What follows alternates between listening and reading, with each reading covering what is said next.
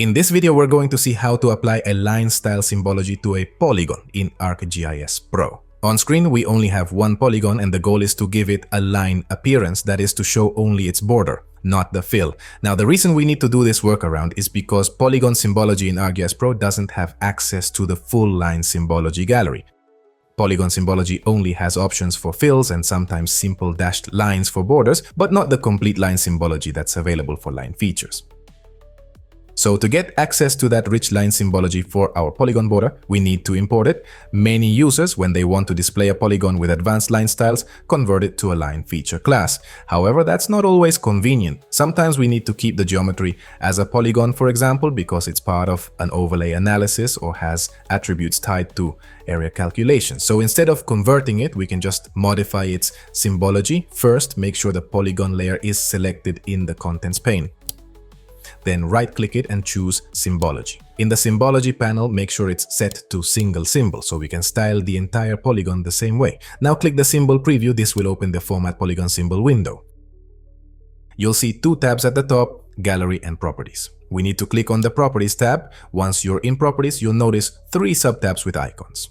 The first one with a brush icon for symbol properties, the second one with a layers icon for layers, and the third one called Structure. Click on the Structure tab. This is where we can work with the symbol layers that make up our polygon symbol. Once in the Structure tab, you'll see the existing layers that make up the polygon symbol. Now click on Add Symbol Layer and from the drop-down menu, select Import Layers from a symbol. This will open a new window where you need to change the symbol type. At the top, you'll see Symbol Type with a drop-down. Click on it and change it from polygon symbol to line symbol. Now you'll see a gallery of line symbols available in ArcGIS 2D. This is the full line symbology that we couldn't access directly in Polygon Symbology. Browse through the options and select the line style you want for your polygon border.